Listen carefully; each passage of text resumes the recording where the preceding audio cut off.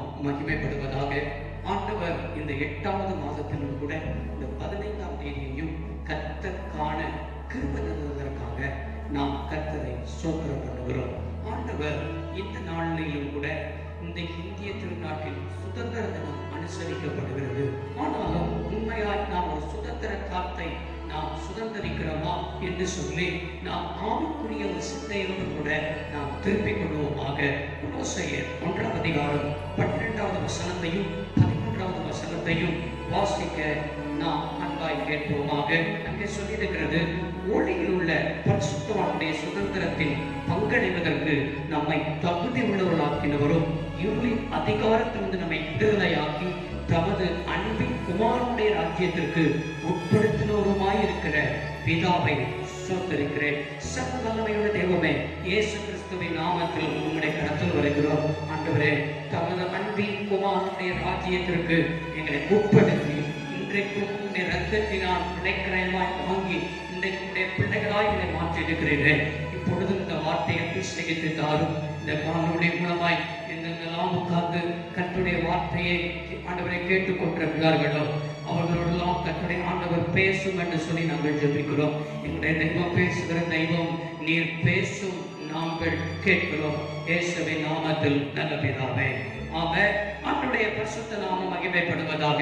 இந்த காணொளி மூலமாய் கேட்கிற உங்கள் ஒவ்வொருவரையும் ஆண்டவரும் அருமை இரட்சகருமாய் இருக்கிற இயேசுவின் நாமத்தில் வாழ்த்தி ஆசீர்வதிக்கிறோம். கொலோசையர் 1ஆம் அதிகாரம் இப்பொழுது வசனம் 12இல் வாசித்தோம். ஒளியில் உள்ள பரிசுத்தவான்களுக்கு சுதந்திரத்தில் பங்கடைவதற்கு நம்மை தகுதி உள்ளவர் ஆக்கினவரும், அது மாத்திரமல்ல இருளின் அதிகாரத்திலிருந்து நம்மை விடுதலையாக்கி தமது அன்பின் குமாரனுடைய ராஜ்யத்திற்கு உட்படுத்தினவருமாயிருக்கிற பிதாவை ஸ்தோத்திரிக்கிறேன் என்று சொல்லி அந்த கொலோசை நாட்டு சபைக்கு அப்போஸ்தலனாய் இருக்கிற பவுல் எழுதியிருக்கிறதுதான் நாம் இப்பொழுது வேதத்தில் வாசித்தோம். எனக்கு அருமையான கர்த்தருடைய பிள்ளைகளே, ஒரு நாள் நாம் என்ன செய்தோம் என்று சொன்னால் அடிமையாய் காணப்பட்டோம், பிசாசுக்கு அடிமையாய் இருந்தோம், தேவன் அற்றவர்களாய் இருந்தோம், காணியாட்சிகளுக்கு புறம்பாய் இருந்தோம். அது மாத்திரமும் அல்ல, தேவனுக்கு தூரமாய் இருந்தோம், வாக்கு தத்தங்களுக்கு தூரமாய் இருந்தோம். ஆனால் இன்றைக்கு நாம் அல்லேலூயா நம்முடைய குமாரனுடைய ராஜ்யத்திற்கு, அதாவது கிருபையின் ராஜ்யத்திலிருந்து நம்மை விலக்கி ஒளியின் ராஜ்யத்திற்கு, குமாரனுடைய ராஜ்யத்திற்கு நம்மை உட்படுத்தின பிதாவை ஸ்தோத்திரிக்கிறேன் என்று என்ன செய்திருக்கிறார். அங்கே அப்போஸ்தலனாய் இருக்கிற பவுல் எழுதினதை நாம் வேதத்தில் என்ன செய்ய முடிகிறது, வாசிக்க முடிகிறது. எனக்கு அருமையான கர்த்தருடைய பிள்ளைகளே, இந்த பிரசங்கத்துக்கு ஒரு தலைப்பு, என்ன தலைப்பு என்று சொன்னால் பரிசுத்தவான்களின் சுதந்திரம். ஆமென் சொல்லுங்க. பரிசுத்தவான்களுக்கு இனியா சுதந்திரம் இருக்கிறது. பாருங்க, இன்னைக்கு சுதந்திர தினம் அனுசரிக்கப்படுகிறது. அநேகருக்கு நம்ம சுதந்திரமா இருக்கிறோம், சுதந்திர காத்தை நம்ம சுவாசிக்கிறோம். அப்படிதான் நம்ம சொன்னாலும் கூட இன்னும் நம்முடைய தேசத்துக்கு இருள் காணப்படுகிறது, பாவ இருள் இருக்கிறது, அடிமைத்தனம் என்கிற இருள் இருக்கிறது. ஆனால் சுதந்திர காத்தை சுதந்திரிக்கிறோம் என்று சொல்லலாமே தவிர, ஆனால் உண்மையான சுதந்திரம் நாம் பெற்று விட்டோமா என்று சொன்னால் நமக்குள்ளே ஒரு கேள்விகள் என்ன செய்ய வேண்டும், கேட்டு பார்க்கத்தான் வேண்டும். எனக்கு அருமையான கர்த்தருடைய பிள்ளைகளே, இஸ்ரவேல் ஜனங்கள் எகிப்தின் அடிமைத்தனத்தில் இருந்தார்கள். எகிப்தின் அடிமைத்தனத்தில் இருக்கிற இஸ்ரவேல் ஜனங்கள் அன்றைக்கு என்ன செய்தார்கள், ஆண்டவர்களை விடுதலை செய்து வனாந்தரத்தில் ஆண்டவர் நடத்தி வந்தார். நடத்தி வரும் பொழுது அவர்களுக்குள்ளே ஒரு முறுமுறுப்பின் சத்தம் இருக்கிறது.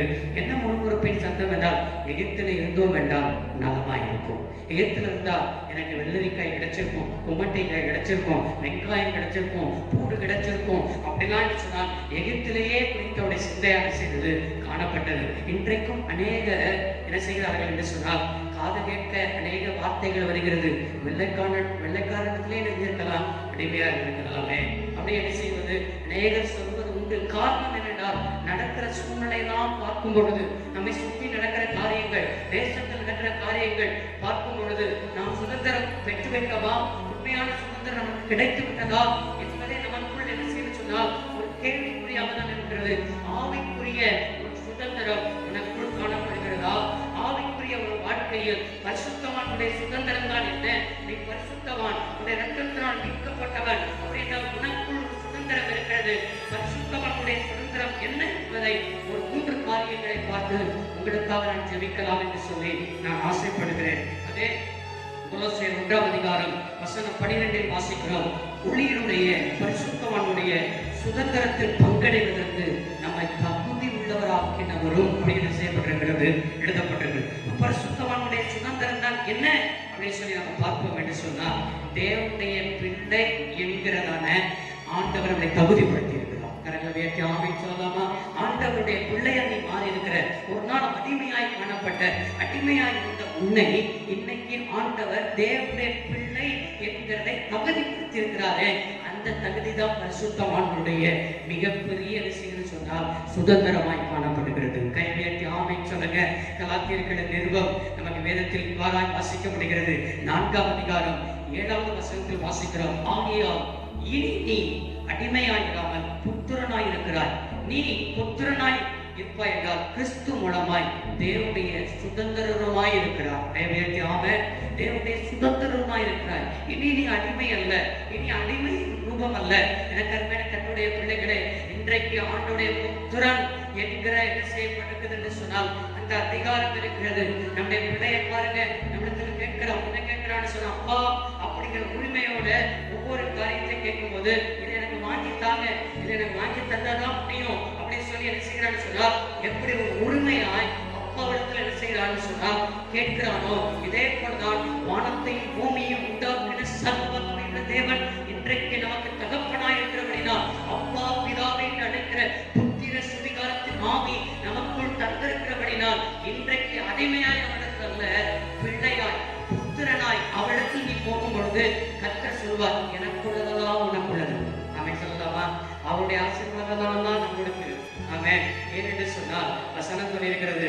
யோவான் அருமையாய் என்ன செய்திருக்கிறார், எடுத்து எழுதியிருக்கிறார். யோவான் சுவிசேஷத்தில் என்ன செய்யப்பட்டிருக்கிறது, அந்த வசனம் எழுதப்பட்டிருக்கிறது.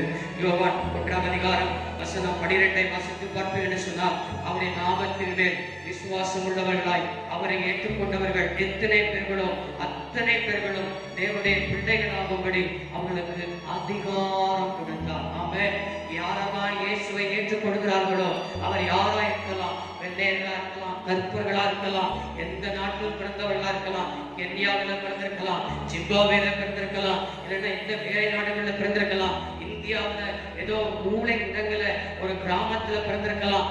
எந்த இடத்துல பிறந்தாலும் சரி, நீ அவனுடைய நாமத்தின் மேல விசுவாசம் வைத்தால் போதும். அவனுடைய நாமத்தின் மேல விசுவாசம் வைக்கிற எத்தனை பேர்களோ அத்தனை பேர்களும் அவனுடைய பிள்ளைகள் ஆகும்படி நமக்கு என்ன செய்திருக்கிறார் சொன்னால் அதிகாரத்தை கொடுத்திருக்கிறார். கெட்ட குமாரனுடைய உதாரணம் நமக்கு தெரியும். கெட்ட குமாரன் எல்லாவற்றையும் தகப்பனை விட்டு தூரம் போய் எல்லாவற்றையும் இழந்து துன்மார்க்கமான ஜீவியம் பண்ணி எல்லாவற்றையும் இழந்து போய் கடைசியில புத்தி தெளிந்து தகப்பனிடத்துல ஓடி வரும்பொழுது நினைத்தான், என் தகப்பனிடத்துல போய் நான் பிள்ளை இங்கு இல்லாம நான் ஒரு அடிமையாவது ஒரு வேலைக்காரனாவது நான் இருப்பேன்னு சொல்லி தகப்பனிடத்துல வந்தான்.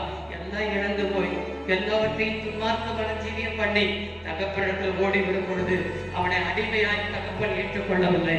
என்ன ஆனாலும் சரி, என் பிள்ளை திரும்பி வந்து விட்டான் என்று சொல்லி பிள்ளையாய் ஏற்றுக்கொண்டு வஸ்திரங்களை அணிவித்து என்ன செய்கிறார், போதரத்தை அணிவித்து பாதரட்சைகளை அணிவித்து விளையிருந்த கன்றுகளை அணித்து ஒரு பெரிய விருந்து பண்ணி தகப்பன் அவனை பிள்ளையாய் ஏற்றுக்கொண்டது போல இந்த வார்த்தையை கேட்கிற நீ யாரா இருந்தாலும் சரி, ஆண்டவர் உன்னை பார்த்து தான் பேசிக் கொண்டிருக்கிறார். நானா எப்படி ஆண்டவருக்கு பிள்ளையாக முடியும், நாளா எப்படி கர்த்தருக்கு பிள்ளையாய் இருக்க முடியும், நான் செய்த என்னெல்லாமோ செஞ்சிருக்கிறேன் என்று சொல்லி நீ செய்த பாவங்களும் நீ செய்த அக்கிரமங்களும் உன்னை பார்த்து வதைத்துக் கொண்டிருக்கலாம். இன்னைக்கு ஆவியானவர் உன்னை பார்த்து சொல்கிற ஒரு வார்த்தை, நீ தேவனுடைய பிள்ளை என்கிற அதிகாரத்தை கர்த்தர் உனக்கு தந்திருக்கிறார். விசுவாசித்தால் ஆமென் சொல்லுங்க. இதேதான் ஆண்டவர் அல்லேலூயா சுவிசேஷத்தில் யோவானை எழுத பயன்படுத்தும் பொழுது 1 யோவான் 3ஆம் அதிகாரம் நமக்கு அல்லேலூயா வசனம் 1 வசித்து பார்ப்போம் என்று சொன்னால், நாம் தேவனுடைய பிள்ளைகள் என்று அழைக்கப்படுவதனாலே பிதாவானவர் நமக்கு பாராட்டின அன்பு எவ்வளவு பெரிதென்று பாருங்கள். உலகம் அவரை அறியாததினால் நம்மையும் அறியவில்லை. ஆமென். நாம் தேவனுடைய பிள்ளைகள் என்று அழைக்கப்பட்டதினால் அல்லேலூயா நம்ம மேல வைத்த அன்பு மிகப்பெரியது. ஆனால் உலகம் இயேசுவை அறியாததினால, இயேசுவை உலகம் அறியாத இருக்கிறது நிமித்தம், இயேசுவை அறியாத நிமித்தம் நம்மளை உலகம் அறியலை. இன்னைக்கு இயேசுவை ஏற்றுக்கொண்ட தேவ பிள்ளையே, இயேசுவை ஏற்றுக்கொண்டது நிமித்தம் உங்களை ஒதுக்கி வைக்கிறார்களா? நீங்க இருக்கிற இடத்துல தனிமைப்படுத்தப்படுகிறீர்களா? அல்லேலூயா. ஏதோ ஒரு காரியத்தை நிமித்தம் உங்களை தனிமையாகவே வைக்கிறார்களா? கவலைப்படாதீங்க. அல்லேலூயா. இயேசுவை ஏற்றுக்கொண்டால் போதும். நீங்க இருக்கிற பகுதிக்காக ஜெபம் பண்ணுங்க. இயேசுவை ஏற்றுக்கொள்ளணும்னு சொல்லி ஜெபம் பண்ணுங்க. இயேசுவை இந்த பூமி ஏற்றுக்கொள்ள வேண்டாம், இயேசுவை இருக்கிற தேசம் ஏற்றுக்கொள்ள வேண்டாம். அவரை ஏற்றுக்கொண்டால் நம்மளையும் ஏற்றுக்கொள்வார்கள். ஏனென்று சொன்னால் நீ தேவனுக்கு புத்திரனாய் இருக்கிறாய், இனி அடிமை அல்ல. ஆமென். பாருங்க, பிள்ளைகளுக்கு நிருபத்தை அப்போஸ்தலனாய் இருக்கிற பவுல் எழுதும் பொழுது பிள்ளைகள் வீட்டுல வேலைக்காரா இருந்தவன் ஒனேசிமு ஏதோ ஒரு காரியத்தை திருடி விட்டு பிள்ளைகளை விட்டு ஓடி போகிறான்.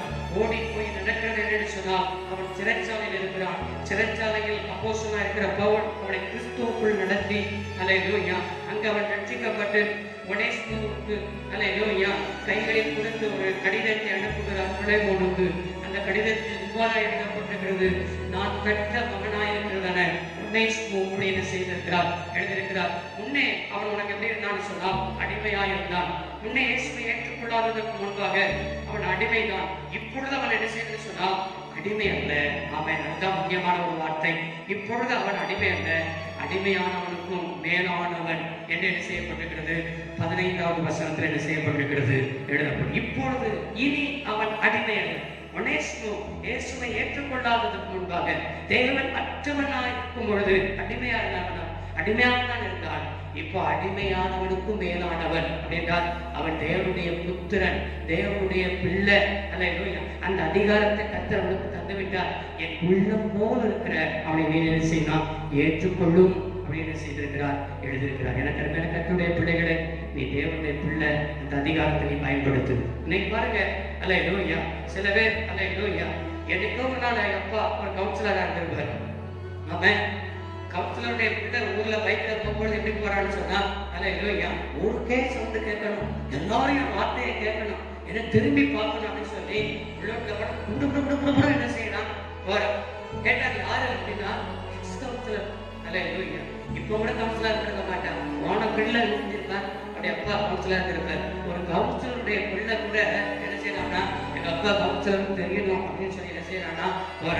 நீனும் நானும் ஆராதிக்கிற தேவ பிள்ளையே, இயேசுடைய சொந்த ரட்சகராக ஏற்றுக்கொண்ட தேவ பிள்ளையே, வானத்தையும் பூமியையும் உண்டாக்கின சர்வவல்லமையுள்ள தேவனுக்கு நாம் அவனுடைய பிள்ளையா இருக்கிறோம். எனவே அவனுடைய பிள்ளைகளா இருக்கிற நாம் அந்த அதிகாரத்தை கட்ட தந்திருக்கிறார். அதிகாரத்தை பயன்படுத்துங்க, ஆளுவோம் அப்படின்னு சொல்றேன். சொல்லுங்க. அல்லேலூயா. இரண்டாவதாக அதே ஒன்று அல்லேலூயா கொலோசியர் நிருபத்தை நீங்கள் திருப்புவீர்கள் என்று சொன்னால் அங்கே 1ஆம் அதிகாரம் வசனம் 13 வாசிக்கிறோம். இருளின் அதிகாரத்திலிருந்து நம்மை விடுதலையாக்கி தமது அன்பின் குமாரனுடைய ராஜ்யத்துக்கு உட்படுத்தினவருமாய் இருக்கிற பிதாவை ஸ்தோத்திரிக்கிறேன். ஆண்டவர் பரிசுத்தவான்களுடைய சுதந்திரம் தான் என்ன அப்படின்னு சொன்னால் இருளின் அதிகாரத்திலிருந்து கர்த்தர் என்ன செய்திருக்கிறார்? விடுதலையாக்கி அவருடைய அன்பின் குமாரனுடைய ராஜ்யத்திற்கு நம்ம என்ன செய்திருக்கிறார் சொன்னா உட்படுத்தி இருக்கிறார். இருளின் ராஜ்யம், இன்னைக்கு இருளுக்கு ஒரு ராஜ்யம் இருக்குது, இருளுக்கும் வல்லமை இருக்குது, பாவத்துக்கும் வல்லமை இருக்குது. அல்லேலூயா. இன்னைக்கு ரட்சிக்கப்பட்டவர்களே, இன்னைக்கு எத்தனை பேர் இருளின் அடிமைத்தனத்திலிருந்து நாம், நம்முடைய குடும்பம், நம்முடைய சொந்தம், நம்முடைய கிராமம் எல்லாம் எத்தனை பேர் இருளின் அதிகாரத்திலிருந்து நாம் விடுதலையாயிருக்கிறோம். சபையில் ஒரு கேள்விகளை கேட்டு எத்தனை பேர் நீங்க இருளின் அதிகாரத்திலிருந்து குடும்பமா விடுதலை ஆயிட்டீங்க அப்படின்னு சொல்லி கேட்டா அநேக கை தூக்க முடியுது. ஏன்னா பிள்ளைகள் ரட்சிக்கப்படலை, கடவுளை ரட்சிக்கப்படலை. அல்லேலூயா. இல்லைன்னு சொன்னா மனைவி ரட்சிக்கப்படலை, ஏதோ ஒரு குடும்பத்துல ரட்சிக்கப்படாம இருக்கிறதுல மொத்தம் கை தூக்க முடியல. அல்லேலூயா. பாருங்க, நோவாவை உதாரணமா எடுத்துக் கொள்ளுங்க. நோவாவுக்கு அல்லேலூயா 3 பிள்ளைகள். அல்லேலூயா. ஆனா 3 மருமக. எல்லாரும் அந்த நோவா நீதிமானா இருந்த நிமித்தம், நீதியை பிரசங்கித்த நிமித்தம் 8 பேர் வேலைக்குள் பிரவேசித்தார்கள். நோவாவுடைய பிள்ளை, நோவாவுடைய மருமக. இன்னும் பாருங்க, நமக்குள்ள மருமகளை பாருங்க. இன்னைக்கு அநேக சபையில மருமக பிரச்சனை தான் பெரிய பிரச்சனையா இருக்கு. மருமக அல்லேலூயா அத்தையை குறித்து கம்ப்ளைண்ட், அத்தை மருமகளை குறித்து கம்ப்ளைண்ட். அல்ல எனக்கு அதை தர மாட்டேங்கா, இதை தர மாட்டேங்கா, என்னை கவனிக்க மாட்டேங்கா, அவன் அம்மாவை கவனிக்கிறா, என்னைய கவனிக்க மாட்டேங்கிறா, அவ போற சபைக்கு நான் வரமாட்டேன், இவெல்லாம் பிள்ளையா அப்படின்னு சொல்லி எத்தனை பிரச்சனைகள், எத்தனை மருமகளை நேசிக்கிறோம். அவன் எத்தனை இந்த வார்த்தையை கேட்கிற எத்தனை பேர் அத்தையை நேசிக்கிறோம். அல்லேலூயா. அப்படின்னு சொன்னா நம்ம ஆமையை நிரம்பிப்போம், என்ன செய்வோம்? குதிப்போம், அந்நியெல்லாம் எல்லாம் பேசுவோம், எதிர்த்தெல்லாம் வாசிப்போம், ஒளியெல்லாம் சொல்லுவோம், ஆனா அத்தையை மட்டும் நேசிக்க மாட்டோம். அல்லேலூயா. என்ன மருமகளை என்ன செய்ய மாட்டோம்? நேசிக்க மாட்டோம். அல்லேலூயா. எனக்கு இருளின் ராஜ்யம் நம்முடைய குடும்பத்தில் இருக்கிறது. இருளின் ராஜ்யத்திலிருந்து அவருடைய அன்பின் குமாரனுடைய ராஜ்யத்துக்கு நம்மளை உட்படுத்திருக்கிறார்னா நோவாவை போல 8 பேர் வேலைக்கு பிரவேசித்தார்கள். போல நாமும் நம்முடைய குடும்பமும் பேரைக்குள் இருப்போம். இன்னைக்கு ஒரே சபையில இருந்தாலும் கூட என்ன செய்ய இருதயம் ஒன்றா இல்லை. இன்னைக்கு அநேக ஒவ்வொரு சபைக்கு நான் வரமாட்டேன் என்று சொல்லி அத்தை ஒரு சபைக்கும் மருமக ஒரு சபைக்கும் போவது உண்டு. காரணம் என்ன? இருளின் ராஜ்யம். இருளின் ராஜ்யத்தின் நிமித்தம் தான் இது என்ன செய்கிறது நடக்கிறதாய் காணப்படுகிறது. ஆனால் இருளின் ராஜ்யத்திலிருந்து நம்முடைய அன்பின் குமாரனை ராஜ்யத்தை உட்படுத்திருக்கிறாரே. இன்னைக்கு பாரத தேசத்தில் இருள் காணப்படுகிறது. இருளின் ராஜ்யம் நம்முடைய பாரத தேசத்தில் மூடி இருக்கிறது. ஏசாயா தீர்க்கதரிசிக்கு ஒரு வார்த்தை கடந்து வந்தது. ஏசாயா 6ஆம் அதிகாரம் 8வது வசனத்தில் அங்கே வசனம் சொல்லி இருக்கிறது, யாரை நான் அனுப்புவேன், யார் நமது காரியமாய் போவாய் என்று சொல்லி ஆண்டோடு உரைக்கிற சத்தம் ஏசாயாவுடைய காதில் தொனித்தது. அவர் மோசையை போல யாரையாவது அனுப்பும் ஆண்டவரே, நான் போக முடியாத ஆண்டவரே, நான் திக்கு நான் உள்ளவன், மந்த இல்லாம சாக்கு போக்குகளை மோசை சொன்னான். ஆனால் ஏசாயா தீர்க்கதரிசி நச்சின் பதில் சொன்னான், என்னை அனுப்பும் ஆண்டவரே, நான் போறேன். ஆமென் சொல்லுங்க, நான் போறேன் உங்களுடைய வேலைக்கு. அல்ல அப்போஸ்தலனாக இருக்கிற பவுல் அன்றைக்கு அகிரிப்பா ராஜாவுக்கு முன்பாக அவனுக்கு சாட்சியை சொல்கிறான். அப்போஸ்தலர் நடவடிக்கை புத்தகம் 26ஆம் அதிகாரம் அந்த சாட்சி அவனை குறித்த சாட்சி ராஜாவுக்கு முன்னால சொல்லும் பொழுது 18வது வசனத்தில் பாருங்க என்ன சொல்றான் என்று சொன்னால், இருளை விட்டு ஒளியிடத்திற்கும் சாத்தானின் அதிகாரத்தை விட்டு தேவனுடைய ராஜ்யத்திற்கு நீ அவருடைய கண்களை திறக்கும் பொழுது இப்போது உன்னை அவரிடத்தில் அனுப்புகிறேன் என்றான். அவனை பிடித்த நோக்கமே சாத்தானின் ராஜ்யத்திலிருந்து தேவனுடைய ராஜ்யத்திற்கு அல்லேலூயா இருளின் அல்லேலூயா இருந்து அவருடைய கட்டளெல்லாம் திறக்கும்படி இருளை விட்டு ஒளி எடுத்தது. இப்படிதான் அப்போஸ்தலனாக இருக்கிற பவுலை ஆண்டவர் பிடித்தார். நம்ம நினைச்சிருக்கோம், ஆண்டவரை ராஜ்யத்தில் நான் வரமாட்டேன், அல்லேலூயா எனக்கு கூடிய வந்த ஏதாவது ஒரு பெரிய ஊழியத்தை தாங்க, இல்ல பெரிய சபையை தாங்க, சென்னை பட்டணத்தை தாங்க, இல்ல கோயம்புத்தூர், இல்லைன்னா மதுரை, இல்லைன்னா கன்னியாகுமரி, இப்படி வெறும் அதை சிட்டியை தாங்க. ராமநாதபுரம் ஊழியத்துக்கு நிறைய பேர் வருகிறதே கிடையாது. ராமநாதபுரம் ஊழியம் என்று சொன்னாலே பிரச்சனை மாவட்டம், பனிஷ்மெண்ட் ஏரியா, அங்க போய் யார் கஷ்டப்படுறது, அங்க போய் தண்ணி இல்லாம யார் கஷ்டப்படுறது, ஊழியமா எனக்கு வேண்டாம். அல்லேலூயா எத்தனையோ பேர் ஆர்எஸ் மண்டலத்தை ஊழியத்தை பொறுப்படுத்த கூட எத்தனையோ பேர் 1 மாசம் 2 மாசம் ஏன்னா 5 மாசம் அப்படி எத்தனையோ பேருக்கு செஞ்சுட்டாங்க. சொல்லாம குறையாம கூட ஊரை விட்டு காலி செய்து விட்டார்கள். காரணம் கஷ்டப்படுவது விருப்பம் இல்லை. அநேக இருளின் ராஜ்யத்திலிருந்து தேவனுடைய ராஜ்யத்துக்கு கொண்டு வரவே இந்த பகுதியில் இருள் இருக்கிறது, இந்த பகுதியில் ஆத்மாக்கள் இருக்கிறார்களே, இவர்களுக்கு சுவிசேஷத்தை அறிவிப்பது என்று சொல்லி யார் என் வேலை செய்வது என்று சொல்லி அந்த வாரம் இல்லாமல் நான் சொசப்படும், நான் சொகுசான வாழ்க்கை வாழணும் அப்படிதான் நினைக்கிறீர்களே தவிர தேவனுடைய வேலை எந்த இடத்துல நானும் இருளில் இருக்கிற ஜனங்கள் ஒளியிடத்துக்கு வரணும், சாத்தானின் ராஜ்யத்தில் இருக்கிறவர்கள் தேவராஜ்யத்துக்கு வரணும், அவருடைய கண்களை திறக்கணும், அதற்குத்தான் தேவனை அனுப்பினார் என்று சொல்லி அன்றைக்கு பவுல் சொன்னது போல இன்றைக்கு அந்த வைராக்கியம் எத்தனை பேருக்கு இருக்கிறது. அந்த அகிரிப்பா ராஜாவிடத்தில் பவுல் சொன்னார் என்ன சொன்னா, ஆகையா அகிரிப்பா ராஜாவே அந்த பரம தரிசனத்துக்கு நான் கீழ்ப்படியாதவனா என்ன செய்யவில்லை இருக்கவில்லை. என்னை குறித்து ஆண்டவர் என்ன நோக்கம் வைத்தாரோ, என்னை குறித்து என்ன திட்டம் வைத்தாரோ அந்த திட்டத்துக்கு நான் கீழ்ப்படிந்தேன். அதை தான் என்ன செய்தார் சொன்னால் சவாலாய் சொன்னார். எத்தனை பேர் நாம் அப்படிப்பட்ட சவால் நிறைந்த ஊழியத்தை செய்கிறோம் என்று நாம் எத்தனை ஜனங்களை புலின் ராஜ்யத்திலிருந்து தேவ ராஜ்யத்தில் கொண்டு வந்திருக்கிறோம் என்று நம்மை நாமே என்ன செய்வோம் நிதானித்தறிவோம். அல்லேலூயா. மூன்றாவது பரிசுத்தவான்களுடைய சுதந்திரம் தான் என்ன என்று சொன்னால், அதே கொலோசியர் எழுதும் பொழுது பவுல் என்ன செய்திருக்கிறார் எழுதியிருக்கிறார். கொலோசியர் 1ஆம் அதிகாரம் வசனம் 14 பார்ப்பீர்கள் என்று சொன்னால், அவருக்குள் அவருடைய இரத்தத்தினாலே பாவ மன்னிப்பின் மீட்பை நமக்குள் உண்டு பண்ணியிருக்கிறார். அவருக்குள் யாருக்குள்ள? இயேசுவுக்குள் அவருடைய இரத்தத்தினாலே பாவ மன்னிப்பின் செய்த மீட்பு. இயேசுடைய இரத்தத்தினால தான் நமக்கு என்ன செஞ்சிருக்குன்னு சொன்னா பாவ மன்னிப்பின் மீட்பு உண்டாக்கப்பட்டிருக்கிறது. எத்தனை பேர் பாவம் மன்னிக்கப்படுறான்னு சொல்லி யாத்திரையா போறான், அல்லேலூயா இதெல்லாமும் செய்யறான், குத்துறான், குட்டிகளை எடுக்கிறான், அல்லேலூயா காணிக்கைகளை செலுத்துறான், அல்லேலூயா இதெல்லாம் பாவ மன்னிப்பு நிச்சயம் செய்ய வராது. அவருக்குள் அதான் முக்கியம் சொல்லுங்க, அவருக்குள் அவருடைய ரத்தத்தினாலே நமக்கு என்ன செஞ்சிருக்கிறது சொன்னா பாவ மன்னிப்பின் மீட்பை கர்த்தர் என்ன செய்திருக்கிறார் உண்டு பண்ணியிருக்கிறார். அப்போ பரிசுத்தவான்களுடைய சுதந்திரம் என்னன்னு சொன்னா பாவ மன்னிப்பின் மீட்பு ஆண்டவர் நமக்கு என்ன செய்திருக்கிறார் உண்டாக்கி இருக்கிறார். சொல்லுங்க, நீங்க மீட்கப்பட்டவர்கள், பாவத்திலிருந்து மீட்கப்பட்டவர்கள். அப்போ சொன்னா இருக்கிறதான பவுல் அதை தான் செய்திருக்கிறார் எழுதியிருக்கிறார். சங்கீதக்காரன் இதை இப்படியா சொல்கிறார். 32ஆம் சங்கீதத்தை நீங்கள் திருப்பீர்கள் சொன்னால் 1ஆம் வசனம், எவனுடைய தீர்த்தல் மன்னிக்கப்பட்டதோ எவனுடைய பாவம் மூடப்பட்டதோ அவன் பாக்கியம். ஆண்டவர் சொல்றாரு, பாவத்தை நீ தேவன் அற்றவனா இருக்கும் பொழுது, அதாவது இருட்டின் ராஜ்யத்தில் இருக்கும் பொழுது என்னென்ன பாவத்துல செஞ்சியோ அந்த பாவத்துல கர்த்தர் என்ன செஞ்சுட்டாரா? மூடிட்டார். ஒளியின் ராஜ்யத்துக்கு வந்த பாவத்தை மூடிட்டாரா? இல்ல, அந்த பாவம் உனக்கு நியாய தீர்ப்பு நிற்கும். ஆனா இருளின் ராஜ்யத்தில் இருக்கும்போது நீ என்னென்னலாம் செஞ்சியோ, என்னென்னலாம் அக்கிரமம் செஞ்சியோ அதெல்லாம் அவருடைய ரத்தத்தினாலே பிசாசு குற்றப்படுத்தும் போது, பிசாசு வந்து கேள்வி கேட்கும் போது ஆண்டவர் சொல்றாரு, அவருக்குள் அவருடைய ரத்தத்தினாலே பாவ மன்னிப்பு என்ன செய்திருக்கிறார்? மீட்பை உண்டு பண்ணி அந்த பாவத்தை மூடி இருக்கிறார். அந்த மூடப்பட்ட பாவத்தை யார் என்ன செய்ய கிளறுகிறார்களோ, கிண்டுகிறார்களோ, அப்பதான் வாசனை இருக்கிறது. இன்றைக்கு அநேக அல்லேலூயா, ஏன் அல்லேலூயா வாசனையா இருக்க வேண்டியவர்கள் அதை துர்நாற்றம் எடுத்துக் கொண்டிருக்கிறார்கள் என்று சொன்னால், மூடப்பட்டதை நாயானதான் தப்பினதை திரும்ப தின்னுகிறதை போல விட்டு வந்த காரியத்தை ஆபிரகாம் விட்டு வந்த தேசத்துக்கு திரும்பி செல்ல வாய்ப்புகள் இருந்தாலும் கூட விட்டு வந்த தேசத்தை என்ன செய்யலனா, விட்டு வந்த பாவத்தை, விட்டு வந்த பாவ செயல்களை அவன் நினைத்தும் பார்க்கவில்லை, திரும்பியும் போகவில்லை. ரட்சிக்கப்பட்டவனே, ஒளியின் ராஜ்யத்தில் வந்தவனே, எந்தெல்லாம் விட்டு வந்தாயோ அதெல்லாம் உன்னுடைய இருதயம் என்ன செய்யக்கூடாது? திரும்பி போகும் என்று சொன்னால் நீ நாய் குணம் உள்ளவன். நாய்தான் தப்பினதை என்ன செய்யும் என்று சொன்னால் திரும்பி தின்கிற குணாதிசயம் உள்ளது. நாயானது அந்த பரலோக ராஜ்யத்தில் என்ன செய்வதில்லை? பிரவேசிப்பது இல்லை என்று ஆண்டவர் எழுதியிருக்கிறார். கையை உயர்த்தி அல்லேலூயா சொல்லலாமா? சத்தியத்தை அறிவீர்கள், சத்தியம் தான் உங்களை விடுதலையாக்கும். அதுதான் உங்களை விடுதலையாக்கும். பாவம் செய்யறவன் பாவத்துக்கு அடிமையா இருக்கிறார். இன்னைக்கு அநேக செல்போனுக்கு அடிமை, சீரியலுக்கு அடிமை, குடிக்கு அடிமை, என்னென்னதற்கெல்லாம் அடிமை.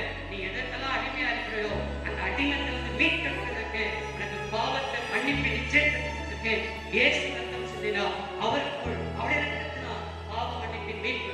சரி, இந்த பாவ மன்னிப்பின் மீட்பின் நிமித்தம் நீ மீட்கப்பட்டவனாய் இருக்கிறது நிமித்தம் ஏசாயா தீர்க்கதரிசி அருமையாய் எழுதியிருக்கிறார். ஏசாயா 35ஆம் அதிகாரம் அந்த வசனத்தில் இவ்வாறாய் எழுதப்பட்டிருக்கிறது. இந்த வசனத்தை மட்டும் வாசித்து நாம் ஜெபித்து முடிக்க போகிறோம். ஏசாயா 35 வசனம் 10. கர்த்தரால் மீட்கப்பட்டவர்கள் திருப்பி ஆனந்த களிப்புடனை பாடி சீயோனுக்கு வருவார்கள். நித்திய மகிழ்ச்சியோட தலைமையில் இருக்கும் சஞ்சலமும் தவிப்பும் அல்லேலூயா ஓடி போகும். அது மாத்திரமல்ல, இங்க சொல்லியிருக்கிறது, நித்திய மகிழ்ச்சியோட தலைமையில் இருக்கும் சந்தோஷமும் மகிழ்ச்சியும் அடைவார்கள். சஞ்சலமும் தவிப்பு என்ன செய்யும்? ஓடி போகும். ஆமென். ரட்சிக்கப்பட்டவனே, பாவ மன்னிப்பை மீட்பை பெற்றவனே, நித்திய மகிழ்ச்சி உங்கள் இருக்கும். உனக்குள்ள சஞ்சலமும் தவிப்பு என்ன செய்யப்படும்? ஓடி போகும். 3 ஆசீர்வாதத்தை சொன்னேன். அல்லேலூயா. பரிசுத்தவான்களுடைய சுதந்திரத்துடைய 3 ஆசீர்வாதம். முதலாவது தேவனுடைய பிள்ளை, 2வது இருளின் ராஜ்யம் உனக்குள்ள விலகிருச்சு. அல்ல பாவ மன்னிப்பின் மீட்பு, மீட்கப்பட்டவர் ஆனந்த படிப்புடன் பாடி சீயோனுக்கு வருவர். நித்திய மகிழ்ச்சி உங்கள் இருக்கும். சஞ்சலமும் தவிப்போம். நீ என்ன காரியத்திலாம் சஞ்சலப்பட்டு இருக்கிறியோ ஓடி போயிரும் ஆண்டவர் சொல்றாரு. இதான் தீர்க்கதரிசன வசனம். ஓடி போயிடும். கண்களை விடுவோம், ஜோம் சர்வமே இயேசு கிறிஸ்துவின் நாமத்தில் வருகிறோம். ஆண்டவரே சுதந்திரிக்கிறோம். ஆண்டவரே, இருளின் ராஜ்யத்திலிருந்து உங்கள் அன்பின் குமாரனுடைய ராஜ்யத்தில் நீங்கள் உட்படுத்தினவர், பரிசுத்தவானுடைய சுதந்திரம் என்று சொல்லி எங்களோடு கூட பேசினவர். நீ ஆண்டவரே தேவனுடைய பிள்ளை அப்படின்னு சொல்லி எங்களை மாற்றி இருக்கிறேன். இருளின் ராஜ்யத்திலிருந்து எங்களை விடுதலையை தந்திருக்கிறேன். ஆண்டவரே, பாவ மன்னிப்பின் மீட்பை உணப்பட்டிருக்கிறேன். மீட்கப்பட்டவர்கள் பாடி ஆண்டவரே சுதந்திரம் ஆனந்த பள்ளிப்பிடனை பாடி சீயோனுக்கு வருவார்கள். நித்திய மகிழ்ச்சியோட தலைமையில் இருக்கும். சஞ்சலமும் தவிப்போம் ஓடி போகும் சொன்ன வார்த்தையின்படியே கர்த்தர் ஆசீர்வதியும். இந்த காணொளி மூலமாய் கேட்கிறவருடைய பிள்ளையுடைய வாழ்க்கையில் சஞ்சலமும் தவிப்போம் ஓடி போவதாக, நித்திய மகிழ்ச்சியோட தலைமையில் இருப்பதாக உடைய பிள்ளைகள் பிதா குமாரன் பரிசுத்தாவின் நாமத்தில் வாழ்த்தி இந்த ஆசீர்வாதம் படிப்பதாக இயேசுவின் நாமத்தில் பிதாவே. ஆமென்.